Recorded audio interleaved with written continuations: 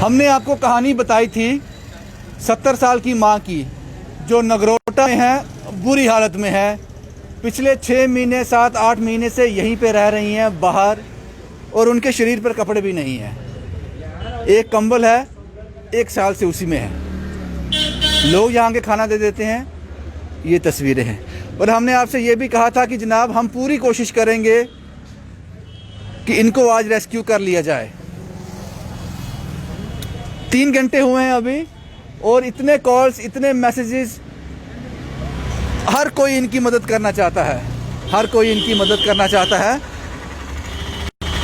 रैन बसेरा के लोग हैं, मोना जी, शाम जी, बीना जी, उन्होंने भी कहा था कि रैन बसेरा इनको अडॉप्ट कर लेगा। लेकिन उससे पहले ही उधमपुर में एक वृद्ध आश्रम है, उन्होंने कहा कि हम इनको अडॉप्ट करने जा रहे हैं। उनके आदमी यहाँ पहुँच भी गए, उनके लोग यहाँ पहुँच गए। लेकिन ये उनके लोग तो नहीं कह सकते, लेकिन ये ऐसे लोग हैं जो सिविल सोसाइटी हैं, जो सोशल एक्टिविस्ट इतने ज़बरदस्त हैं कि यहाँ भी ऐसी कहानियाँ देखते हैं, सामने आ जाते हैं। अब ये माता रेस्क्यू हो जाएगी। आज के बाद इनको इन सर्द रातों में नहीं रहना पड़ेगा, खाने को प्रॉपर मिलेगा, कपड़े मिलेंगे, सब कुछ मिलेगा। सबसे पहले मुझे कॉल आया था राहिल का, उससे आप वाकिफ़ हो। लेकिन राहिल के पास हमने इसलिए इनको ये रेस्क्यू करने के लिए तैयार थे, लेकिन इसलिए हमने नहीं जाने दिया क्योंकि राहिल अपने से इंतज़ाम करता कब तक, 15 दिन, 1 महीना, 2 महीने मुश्किल हो जाती। कोई ऐसा परमानेंट सोल्यूशन चाहिए था। वृद्ध आश्रम कोई सामने आ जाता, उधमपुर से होगा। उसके बाद मुझे सुखदेव जी का कॉल आया। ये सुखदेव जी हैं, इन्होंने कहा कि इन्होंने अपने अप्रोच से किसी से बात की है, वो एग्री हैं माँ को अडॉप्ट करने के लिए, हर सुविधा दी जाएगी। सुखदेव जी उधमपुर से अभी इनको लेने के लिए यहाँ पे आए हैं। सुखदेव जी, क्या फैसला किया, क्या करने जा रहे हैं? सर, जैसे मैंने आपकी वीडियो देखी, मुझे बड़ा आश्चर्य हुआ कि काफ़ी देर से यहाँ ऐसे पड़ी हैं, वो ऊपर से ठंड का मौसम है और इनके तन में कपड़ा भी नहीं था, तो बड़ी हैरानी हुई सब देख के। तो उसी वक्त मैंने, जब भी आप लाइव थे, मैंने उसी वक्त आपको फ़ोन किया, तो आपने कहा कि ऐसे ये पोजीशन है इनकी। तो परमानेंट सॉल्यूशन के लिए मैंने जागृति ओल्ड एज होम में बात की, उधमपुर में जो वहाँ के मैनेजर हैं, तो उन्होंने कहा कोई बात नहीं, हम रख लेंगे, कोई दिक्कत नहीं है, आप लेके आओ जैसे मर्जी करके। तो उसी सिलसिले में मैं उधमपुर से अभी आया हूँ इनको लेने के लिए।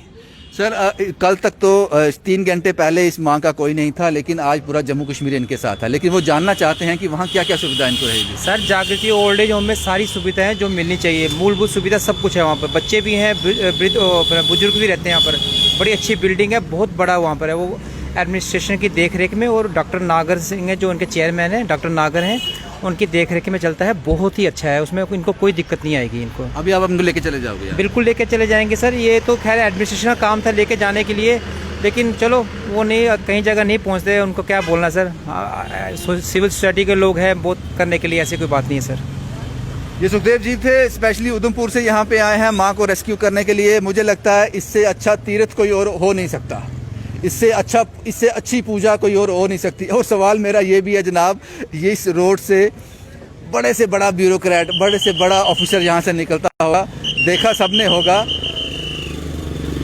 क्या फ़र्क पड़ता है। ये वो शख्स है जिसने मुझे कॉल किया था, ये वो शख्स है जिसने कॉल किया था। हमने आपसे कहा था कि 1 साल का वक्त बड़ा होता है, कि आज हम इनको रेस्क्यू करेंगे, रेस्क्यू करने जा रहे हैं। खुशी है सर, बहुत बहुत खुशी है। और मैं वही बात आ गई कि तीर्थ स्थान की, मैं कहूँगा मैं एक बार हरिद्वार के नहा के आ गया दोबारा। जो आज बात काम हुआ है, और सर ने जो मतलब इतनी हेल्प लगा लो, या सोशल जो काम कर रहे हैं ना सर, तो मैंने दोबारा आज मैं हरिद्वार से होके आ गया, और वो भी 2-3 घंटे में हरिद्वार में तीर्थ करके आ गया। बिल्कुल जी, तीर्थ करके आ गया। इससे बड़ा तीर्थ कोई नहीं हो सकता। एक माँ को आपने ठंड से बचा लिया, जिंदगी दे दी। सर, हमने नहीं बचाया, ये सब आपकी दुआ है। और फिर भी मैं आपके चैनल का फिर भी शुक्रगुजार हूँ सर। मैं एक कॉल पे आप आए, और 2 या 3 घंटे में इतना बड़ा काम जो 1 साल से नहीं हो पाया सर, वो हो गया। चलो, ये तो सिविल सोसाइटी का काम है। ये राहिल साहब हैं जिसने सबसे पहले वीडियो में ही कमेंट कर दिया था और मुझे कॉल भी किया। राहिल साहब, आज अफसोस हो रहा है कि आप कुछ कर नहीं पाए, लेकिन आप आगे सामने। नहीं भैया, मेरे को अफसोस नहीं है। जो परमानेंट सोल्यूशन चाहिए था वो माता जी को मिल गया है। मैंने सुबह जैसे 3:30 बजे आपकी वीडियो लाइव हुई, मैंने पहले ही कमेंट कर दिया कि मैं निकल गया हूँ, और मैं 5 बजे का यहाँ पर माता कंडोली माता के बाहर बैठ के वेट कर रहा था कि आप लोग आएंगे और हम लोग इस रेस्क्यू। फिर आपको मैंने कॉल की, आपने कहा सुखदेव जी इनको परमानेंट सोल्यूशन दे रहे हैं, तो मेरा खुशी का और ज़्यादा ठिकाना नहीं रहा। कि मुझे लगा यार कि मैं टेम्पररी बेस पे सोल्यूशन पे इनको रख रहा था, बट परमानेंट सोल्यूशन मिल रहा है, इससे बड़ी बात कोई नहीं है। मैंने मतलब सब कुछ पा लिया है। जैसे सुखदेव साहब ने बोला है कि इधर इनकी प्रॉपर पूरी ध्यान रखा जाएगा, इससे बड़ी बात कोई नहीं है। आपको पता, हम आए दिन अभी 2-3 दिनों से लगातार ये ओल्ड एज में जितने भी लोग हैं उनको लेके जा रहे हैं आगे पीछे, अभी कर रहे हैं, आगे पीछे कर रहे हैं। जैसे कि कल, जैसे भी हमने कल लंगोटिया गांव में आपकी जो शॉट हुई थी, वहां से भी एक रेस्क्यू किया है, अभी फिलहाल किया है, उसको अपने पास रखा है। वहां पे वृद्ध आश्रम वाले जो है अपना हाथ खड़ा करके, जम्मू वाले, इन्होंने कुछ मतलब मैंने इतनी कॉल्स की, इन्होंने कोई रिस्पॉन्स नहीं दिया। दुख होता है जब एडमिनिस्ट्रेशन फेल हो जाती है ऐसे लोगों के लिए।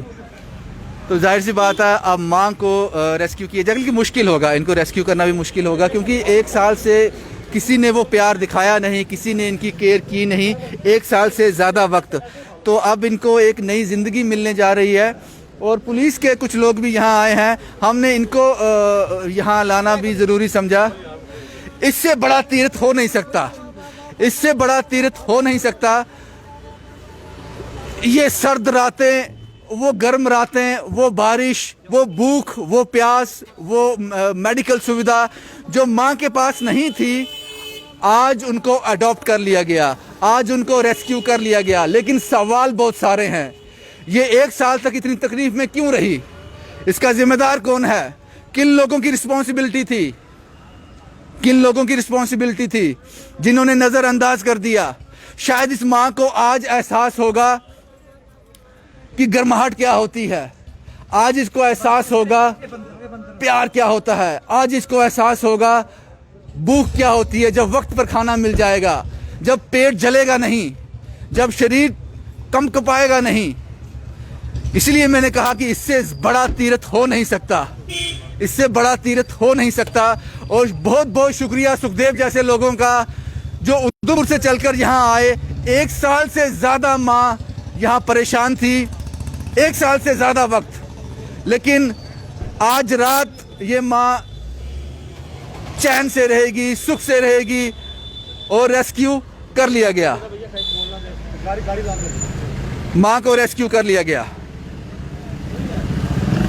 माँ को रेस्क्यू कर लिया गया। उधमपुर के वृद्ध आश्रम में अब ये रहेंगी, सभी सुविधाएं इनको मिलेंगी।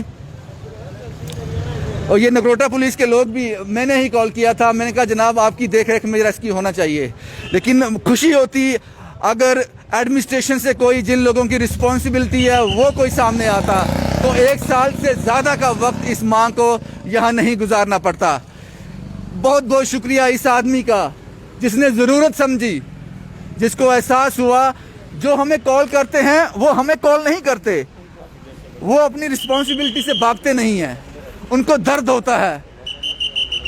ये वो शख्स है, मंगल सिंह नाम बताया था शायद उन्होंने अपना, बधाई के पात्र हैं ये।